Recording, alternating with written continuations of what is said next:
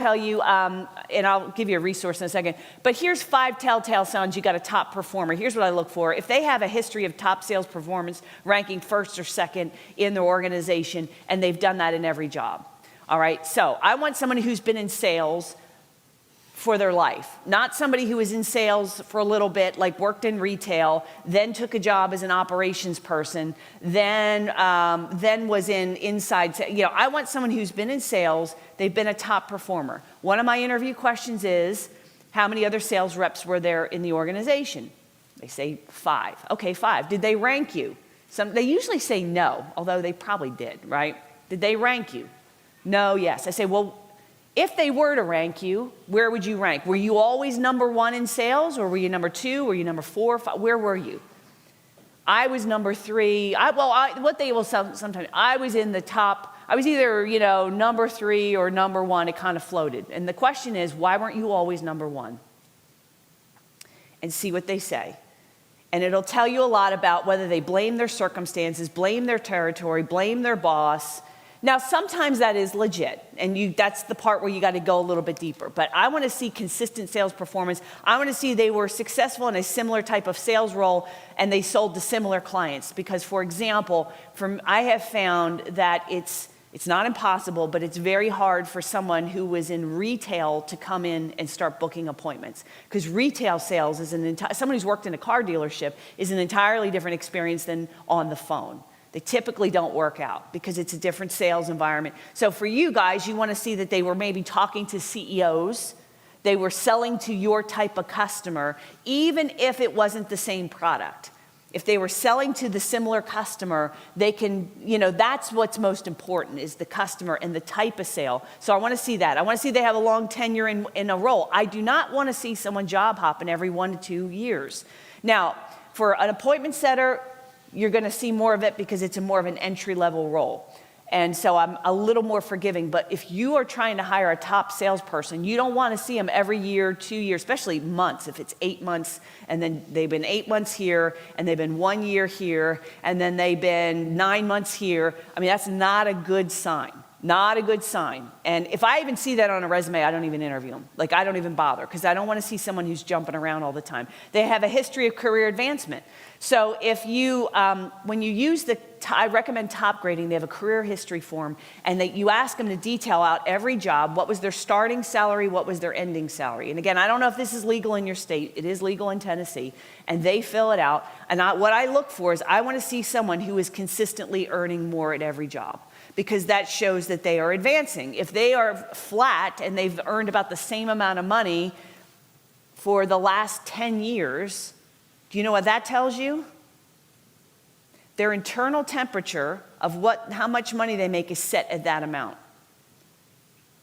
Because you see what I mean? We all have an internal thermostat where if it's just like the thermostat in a room, if things cool off, meaning you start making less money, man, you kick in the high gear. I got to do marketing. I got to do sales. I got to do something. It's just like the heaters kick on and it brings you back up. But it works the same way the other direction, where if things get too good, the air conditioning kicks in and cools you back down.